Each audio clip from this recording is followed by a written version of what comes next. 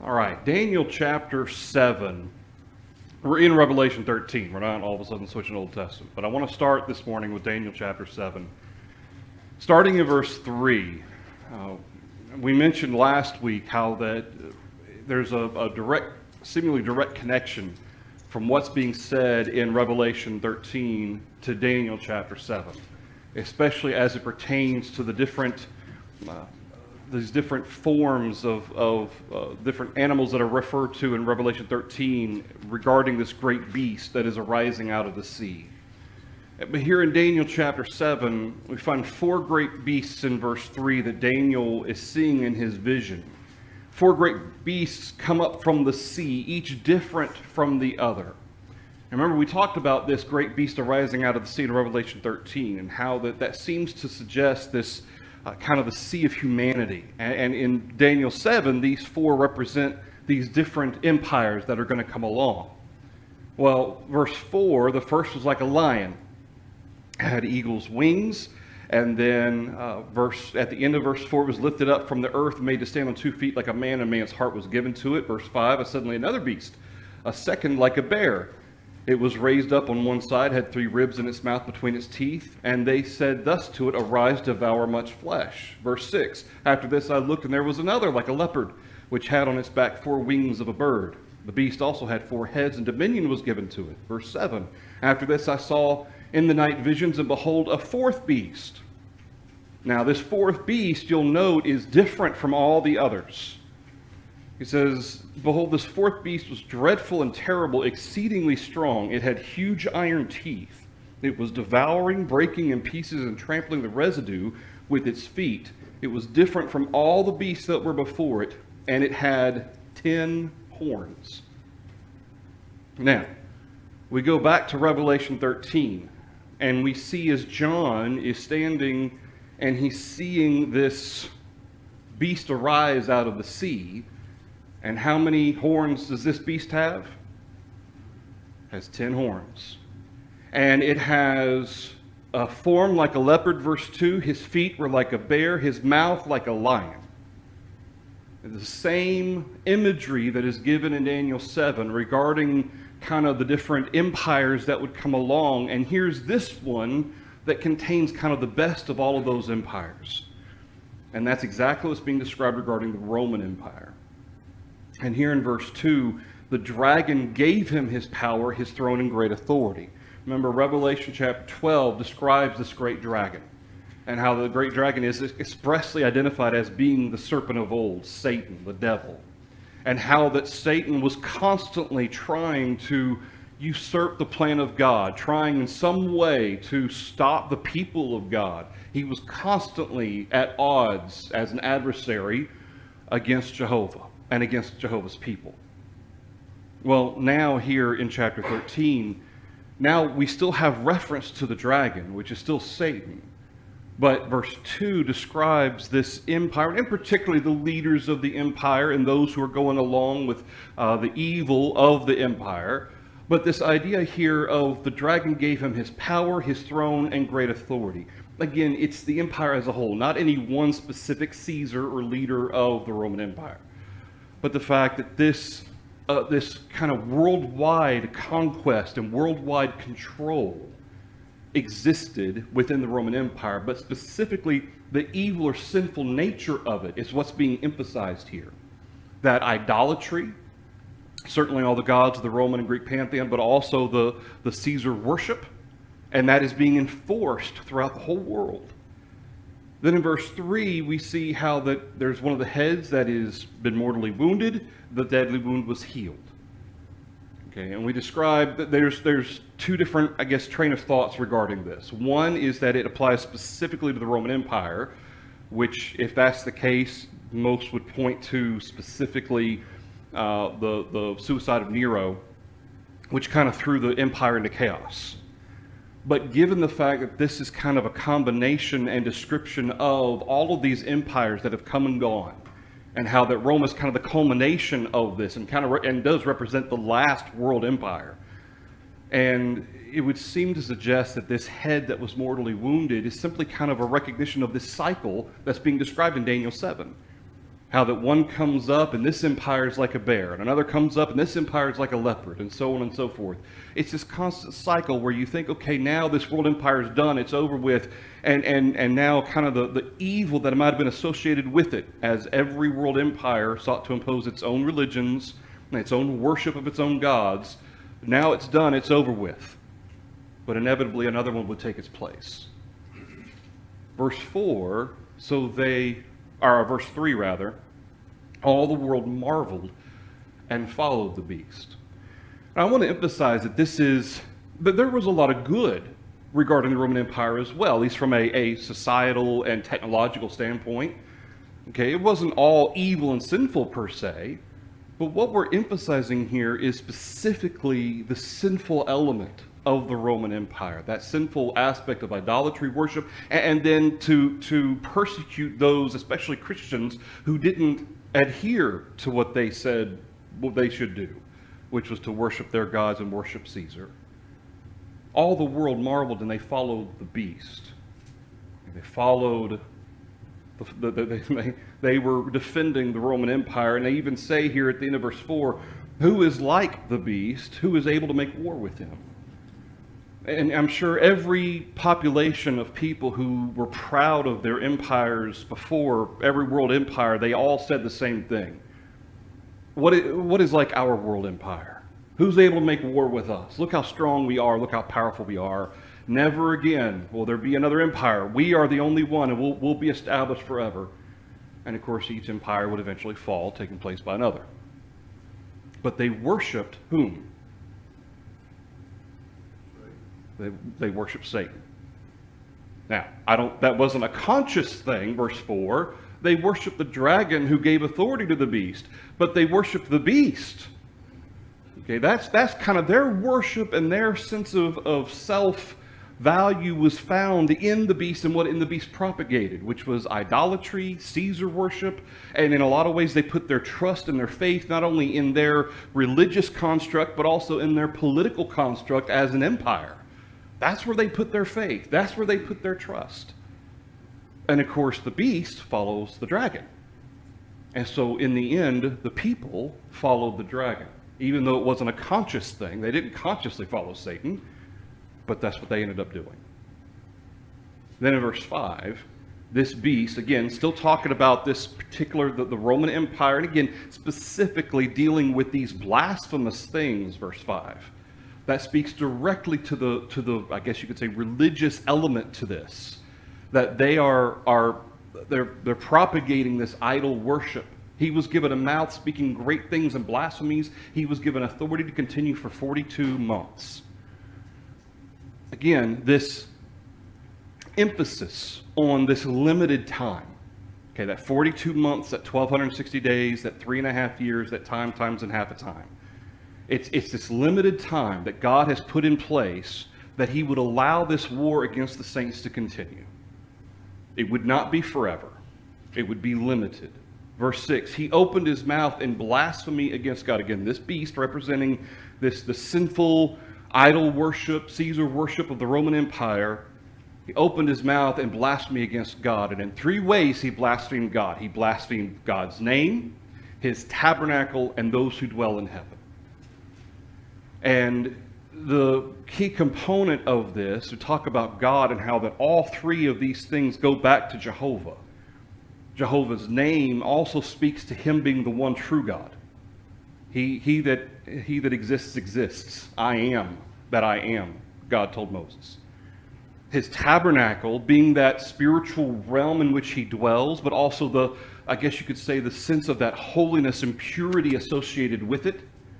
And then those who dwell in heaven. Again, the typical association of this is all the saints who had died, all the saints who had been put to death, all those, again, not that they are dwelling literally in heaven, but they have gone into the spiritual realm. They're no longer in the physical realm because they passed on. But those who have died are being blasphemed. They were blasphemed while they were alive. They were blasphemed in being put to death. And now they're even blasphemed in death.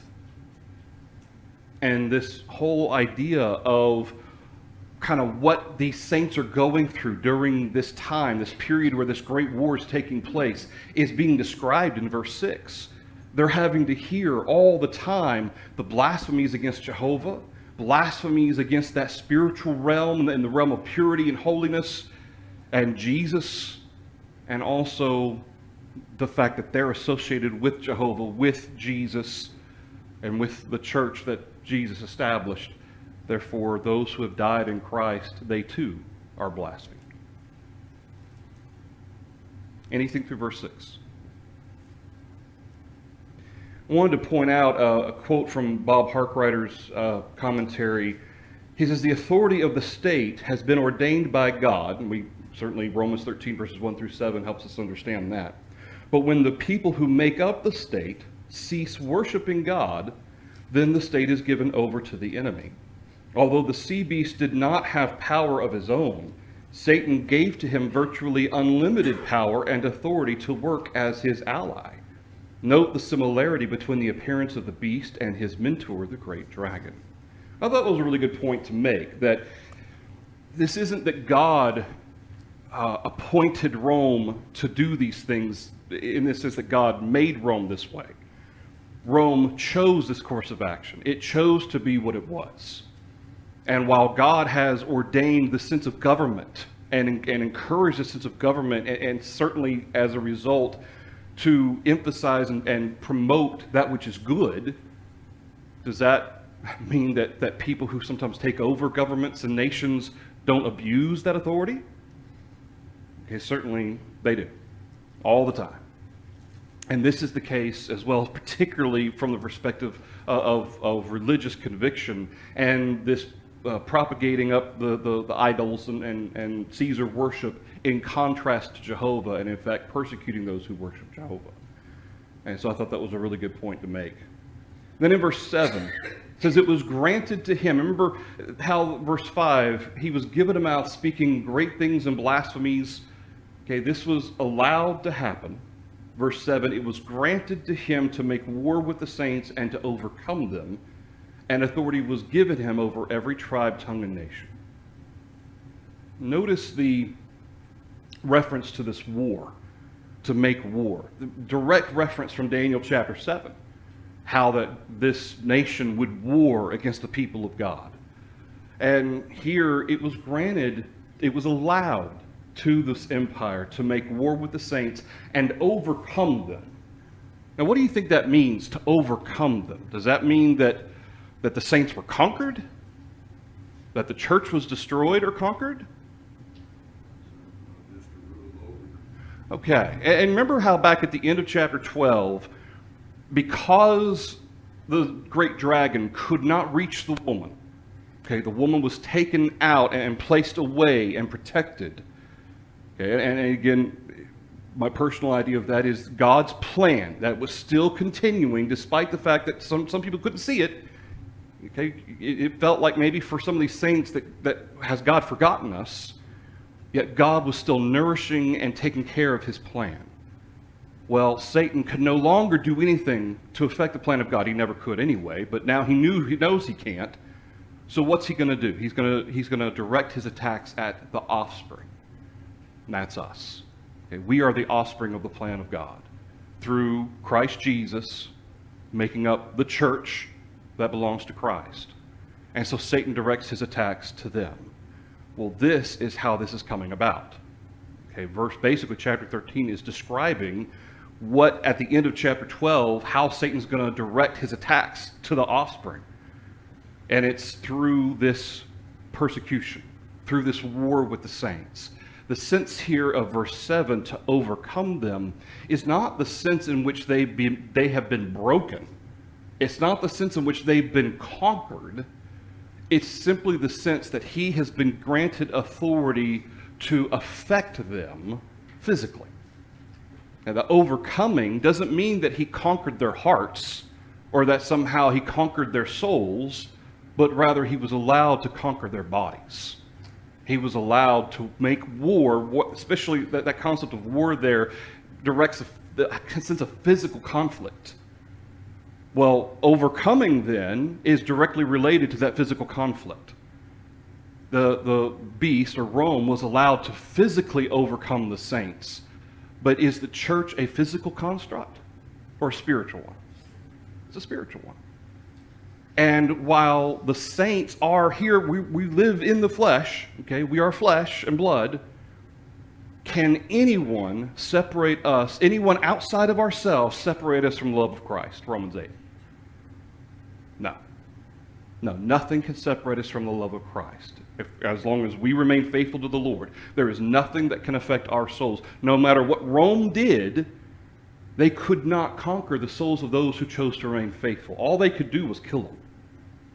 Okay, it kind of reminds us of David's comment, what can man do to me? And the worst he can do is persecute and kill me. That's it. That's the worst he can do.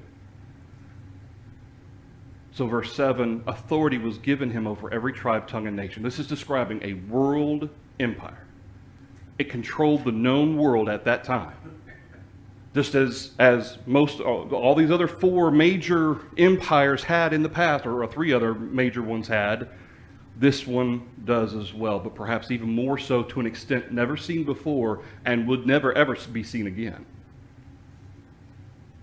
Thoughts through verse 7. All right, so then on to verse 8.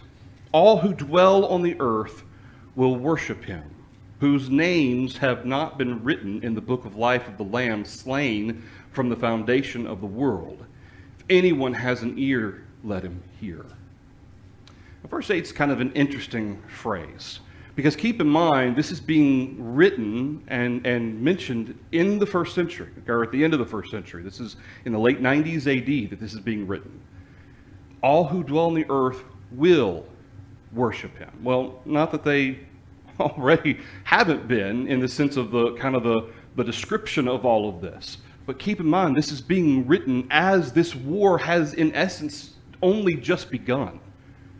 Okay, yes, Nero did persecute saints in Rome, but it was not empire-wide. It did not become an empire-wide war until Domitian came to power. And that was in the late 80s AD, okay, around 86, 87 AD. When Domitian came to power, then it became an all-out war. And as each new Caesar came to power, especially as we talked about last week, one would come along referring to himself as master and lord. Okay, he would put himself forward as the God, as God or a God. Well, this is going to get worse and worse. And so as the saints are already, and of course Jesus has already dealt with to the 7 churches of Asia, how that many of them have already faced persecution, some at the hands of the Jews, synagogue of Satan, who say that they're of the Jews, but they're not, the synagogue of Satan, and then certainly at the hands of individual different places where they were, individual sections of Gentiles because of what they believe. But the message here is that this is not isolated. This is not something that's going to remain in certain places. This is going to be empire-wide. And so verse 8 is looking ahead from John's time, looking forward into time over the next couple hundred years. Because it wouldn't be until 313 AD that decree from Milan would be issued, and then religions of other religions outside of the Roman belief system would be tolerated. And so all who dwell on the earth will worship him, worship the beast, whose names have not been written in the book of life of the Lamb. Now, the book of life, this is an interesting phrase, and certainly we're familiar with the phrase the book of life, but the idea here of the book of life of the Lamb. Okay, this is one of the few times that this particular phrase is found, the book of life of the Lamb, and in fact, this is the only time that whole phrase is found. We see in Revelation chapter 17 and in verse 8, the book of life is also mentioned there, but the lamb slain isn't mentioned in that context. But the phrase, the book of life from the foundation of the world, is used. And I think that's really interesting. Going all the way back to the Old Testament, though, references to God's book, okay, or names written in God's book, have been referred to. And it's the idea of those who are faithful to him. It is not the idea that individuals have already been chosen to be written in that book and they don't have to do anything to have a place, have their name written there.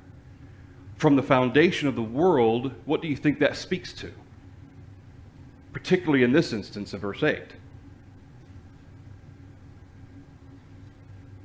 Was Jesus slain before the foundation of the world? The plan. It's the plan of God. That goes back to that, again, my personal view of chapter 12 with the woman is that plan of God that was kind of going through birth pains from the beginning of time. This was the plan all along to bring about the Messiah for the salvation of mankind. And this book of life of the Lamb slain from the foundation of the world, God had always had this, and it's not a literal book, but it's a sense in which God knows those who are His, those who serve Him, those who follow Him, who are faithful to Him, and all those who have ever lived, starting with Adam and Eve, all the way through till whenever time ends. There are names written in the book of life of those who have been faithful to Him, whether they were faithful under the patriarchal law, the Mosaic law, or now the law of Christ. And so this is part of the reason why Jesus warns in Revelation 3 and verse 5 to the church at Sardis that those who overcome, their names will be not blotted out of the book of life. Okay? What the implication is, if you don't overcome, then what's going to happen to my name? It will be blotted out. If I don't overcome, if I'm not willing to endure and be faithful unto death, if I'm going to compromise my faith and not go along and be steadfast, then the Lord will blot out my name from the book of life. And of course, the only way to have my name there to start with is to be saved through Jesus Christ. And so the emphasis here is that all those who dwell on the earth, all those, not even Christians too, the emphasis is those who have not been written in the book of life. These are people who they have not obeyed the gospel. They have not listened to what the gospel has to say. They are willing rather to go along with this beast and go along with the idolatry and the Caesar worship instead of adhering to Jehovah. Anything through verse 8? Yes, sir. This kind of seems to be a stark contrast, though. It's almost like it paints it a little bit bleaker by the phrase of the lamb. Yeah. Contrasted with this beast. Because it seems like the beast could have won. Mm-hmm. But the lamb, as he goes on throughout the rest of the book, is going to be the one that's victorious, obviously. But at this point, that lamb is the one that was slain. Right. Absolutely. And remember earlier in Revelation, we described this lamb, the lamb that was only one worthy to take the scroll. Remember the scroll with the 7 seals? And he was in heaven as a lamb slain. Okay, that's how Jesus is described. Taking the seal or taking the scroll from the Father is as a lamb that had been slain, which kind of pictures it as a lamb that had been bloodied. And so it's kind of that imagery that's been kind of going back to, or kind of a callback to recognize that yes, the Jews and Rome, they did kill the Messiah, but ultimately did they mess up the plan of God, or was that actually God knowing ahead of time exactly what they were going to do and planning accordingly? Okay, that was part of God's plan. God knew that's how they were going to react, and that was part of what was supposed to happen.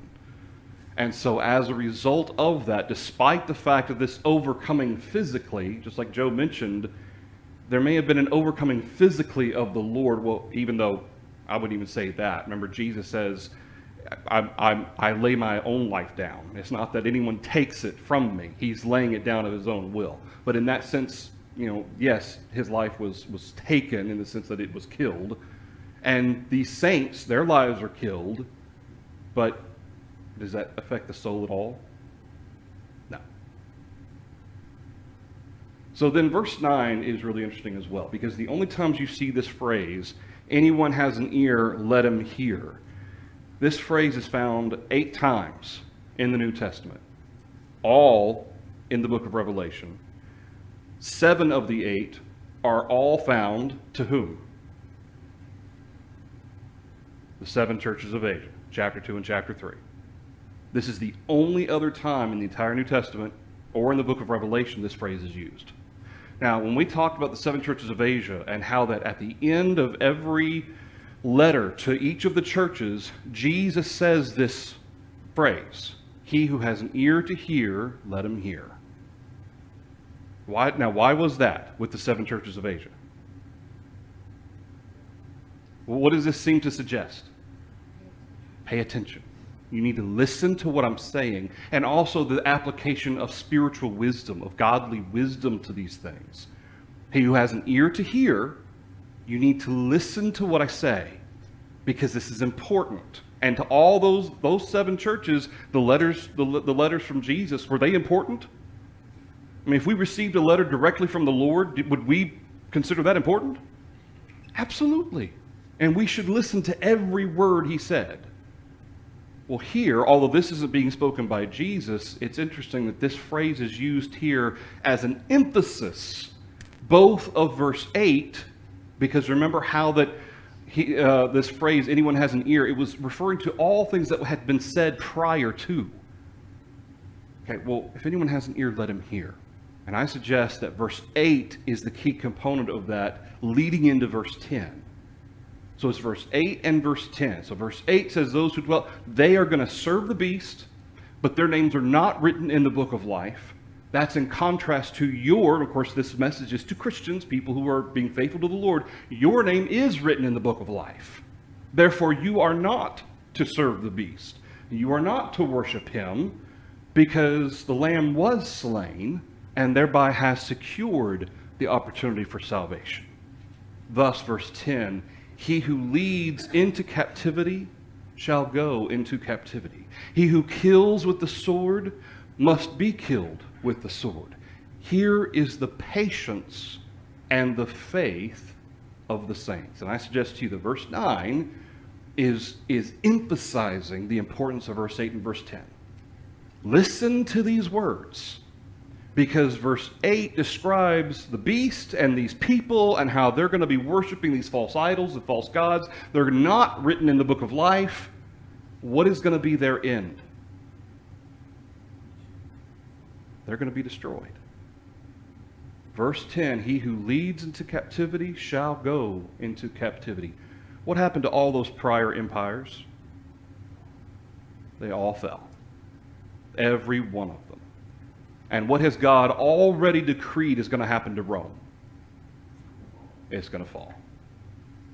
And so this is a warning, and it's an encouragement and a warning at the same time, that don't forget, God has put into effect his judgment on the Roman Empire.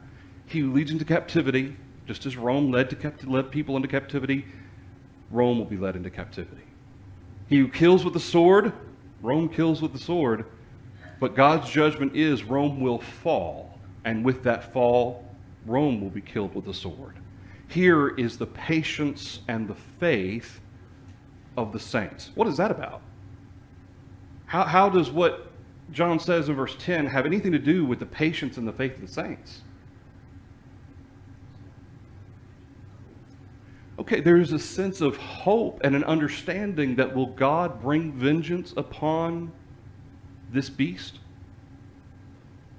Yeah. This is the patience and the faith of the saints. God is going to bring vengeance on the Roman Empire for doing what it's doing. Yeah, Eric? We have to be patient. Yeah. And we have to be faithful. Because at the end, God will overcome. You know, talking about the previous verses, talking about Satan overcoming. We have to remember that God is still in authority. Right. At every day and every minute and every second. Absolutely. And he knows what's going to happen before we can even think it. But we have to constantly remember to be patient. Be patient and faithful. Be faithful. And that's the principle that transcends these centuries, right? I mean, obviously we see the express application for these first century saints they're at the beginning of the war. I mean, it's not like they're at the end and, oh, it's almost over. No, it hasn't even started hardly. Okay, you think it's bad now, it's going to get worse. But have the principles changed at all for the people of faith? In fact, have the principles ever changed since the beginning of time regarding what God requires of his people? Okay, while the laws have changed, patriarchal, mosaical, law of Christ, laws have changed, but has the character of faith ever changed? No, it has never changed. God always requires of his people to have patience. And the concept of patience and endurance, the sense of bearing under trials and tribulations and going through these things, patience is then kind of the characteristic that is applied with endurance. I endure, and as I bear under, the term in the New Testament for endurance literally means to bear under the weight of. Okay, you are bearing the weight of trial and tribulation, of temptation and sorrow. But as you go through that, and certainly not on your own power or strength, but on whose? On God's, okay? As you bear through that and as you go through that, you learn patience. The type of patience that we're talking about in verse 10, is that something that you just read and all of a sudden you have? Or is that something you gain through going through problems and trials and issues? You know, James talks about this in James chapter 1. Count it all joy when you fall into various trials, knowing that the testing of your faith produces what? Patience. It produces patience. And then patience has its perfect work, which produces wisdom. As you go through these trials and you are patient and endure, you look back after it's all said and done, you look back and you say, the Lord was with me. The Lord took care of me. The Lord helped me. And even if, regardless of any physical outcome, whether the outcome was favorable for me or not favorable for me in the physical sense, the Lord helps us through it. Well, this is the whole reason for the book of Revelation. The whole reason for this message is not just for the saints of the first century, but also the saints of the second century, the saints of the third century. Knowing that they're ultimately going to be the ones that are going to be dealing with the brunt of this war. Okay, it's going to turn into all-out war, and no Christian's going to be safe. And as a result, these Christians need to know, be faithful, be patient. How long is God going to allow this to last? 42 months, right? Or 3.5 years, or 1,260 days, not literal, but is there going to be a limit to how long God's going to allow this? I mean, especially for these saints in the second century, the third century.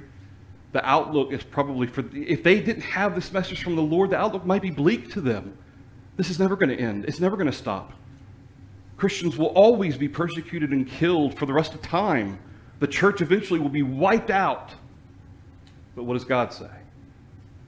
It's not going to happen. Be patient. Be faithful unto death. And that's part of that. God's plan is still at work. God's plan is still being nourished. It's still being cared for. And it's not going anywhere. You may not see it. It's off in the wilderness, remember. You may not be able to see it. But God's plan is still taken care of. Anything through verse 10? Well, Mike, I'm glad that God put the scriptures to for the elderly to teach the younger. Yes. You can gain so much from those who have been there before and gone through tribulations and whatnot. And I enjoy more things ever to talk to elderly because you gain so much experience, so much wisdom And perspective. Oh, Absolutely. Absolutely. You know, and with that wisdom comes not only success stories, but also times where, you know, maybe they went through something, maybe they wish they'd handled something a little bit better, something they should have handled differently. And in fact, our bulletin article this morning kind of talks about the challenge that we have of putting ourselves in the shoes of some of these people in the Old Testament and even in the New Testament to learn not only from their faith and from their success, but also from the times where they failed, like in 1 Corinthians 10, where Paul describes the sin of Israel and how they fell away and how they tempted God.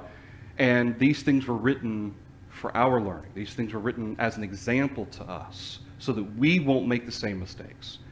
Well, part of this whole purpose of having revelation. This was not an isolated thing just for the saints of the first, second, and third centuries. It's for all saints going forward, including us. Even though there will never be another world empire able to impose its will through idolatry and things like that, like existed with Rome. Never again will a war against the saints like that ever take place.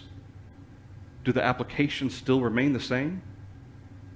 Are there still Christians in places in this world who are being put to death? Yes, there are. It may not by a world empire, but by individual nations? Absolutely. And think about, as much as we appreciate this message from Revelation, how much more if we lived in a country where Christians were openly persecuted, thrown in prison, and killed? How much more would we even appreciate Revelation, knowing this is the patience and the faith of the saints? That God, yes, there was specific judgment on Rome, but will God bring to account every evil deed? Yes. Will God bring all of this to an end one day? Yes. Anything else to verse 10? All right, so let's cover our questions real quick. Question 1 from for our notes for part 1 of chapter 13. From where did the beast come? From the sea. And that's very important because for anyone who's read ahead, verse 11, where does the second beast come from? From the land, from the earth. So this stands out. And of course, the beasts from Daniel chapter 7 arose out of the sea as well. Again, this sense of humanity, this kind of cycle that humanity has of these empires arising. Question 2, how many heads, horns, and crowns does the beast have, and what do they represent? How many heads does the beast have? Yeah, he has 7 heads, and the sense of 7 heads isn't specific to 7 Caesars, and that's part of the reason why the sense of having one head that had a deadly wound and then was healed, associating that with Nero would suggest that these 7 heads represented certain Caesars or in some form or fashion, and that's not necessarily the case. Although you could look at it from the perspective of just simply a harm that was done to it. But yeah, there's 7 heads, and that sense of 7 heads, of course, the heads represent intelligence, and the 7 means, and again, from a human perspective, not from God's perspective, but this sense of complete and a fullness of understanding and fullness of earthly wisdom and things like that is what's being related there. How many horns? 10 horns. Okay, and again, horn represents what? Power, strength, might. Okay, and then of course he has crowns, and the crowns are on what? On his horns. Okay, and I remember that's one of the big differences with the great dragon of chapter 12 is that the crowns were on the heads of the great dragon. And of course this term crown, we talked about this term crown, this is a very unique term that is never once referenced regarding saints. It's referenced once regarding Jesus, but everywhere else it's referenced regarding Satan and Rome. And it's the sense of a crown of kingship, okay, of authority.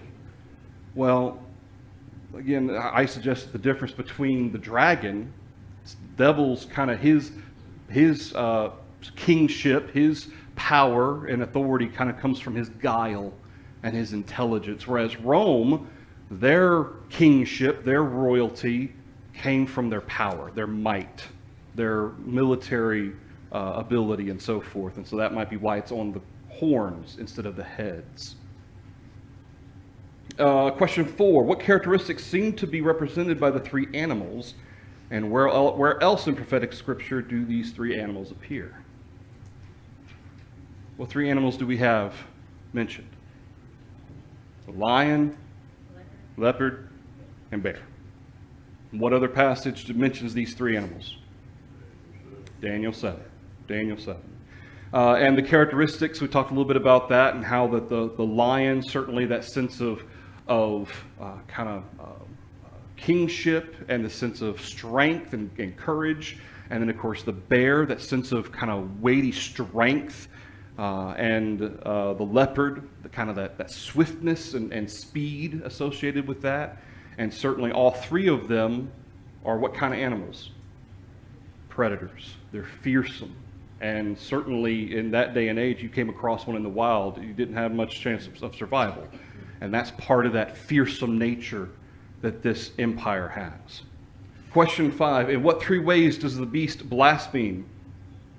His name, his tabernacle, those that dwell. Yep, his name, his tabernacle, or Jehovah's name, Jehovah's tabernacle, and those who dwell in heaven. Question 6, what seems to be the best explanation for the deadly wound mentioned in verse 3, verse 12, and verse 14? Yeah, of world empires constantly rising and then kind of being slain, being put to death, being torn down, but then another one would take its place. If you're going to go the route of saying it's specific to Rome, most likely he's talking about Nero, because Nero's suicide seemed to have a major impact on the Roman Empire. There were 4 successive Caesars over the course of just a couple of years. And so there was a little bit of a political chaos there. So if you're going to go that route and say that it's specific to the Roman Empire, that would probably be the best one for that. But from a broader perspective, again, a rising out of the sea, as Daniel 7, all these different empires did the same thing. The fact that they're all kind of combined together seems to represent this concept that this is just like every other empire that's ever come along. It's allowed to rise, it's allowed to rule, but then it's taken down. Question 7. The beast was given a mouth, verse 5. He was given authority, verse 5 and 7. And it was granted to him to make war, verse 7. By whom? Okay, Satan is certainly the one that is giving him his authority and his power. We see in the end of verse 2, the dragon gave him his power, his throne, and his great authority, right? But in the end, who's allowing it to happen? God. And so either answer there, as far as Satan is kind of the one expressly behind the things that are taking place. That's absolutely true. But who's allowing it to happen is certainly God. God's allowing that to happen. So either one there, in terms of the sense of who's involved in what there, it works either way. Question 8. What prominent false teaching is in opposition to the words of Jesus in Revelation 3 and verse 5? How does this help us to understand the meaning of Revelation 13, verse 8? We'll stop there because I want to talk about that for just a little bit for question 8 and question 9. And then we will pick up with the second part of Revelation 13 next Sunday. Again, those notes are on the table for anybody who hasn't gotten them yet. Thank you, everybody.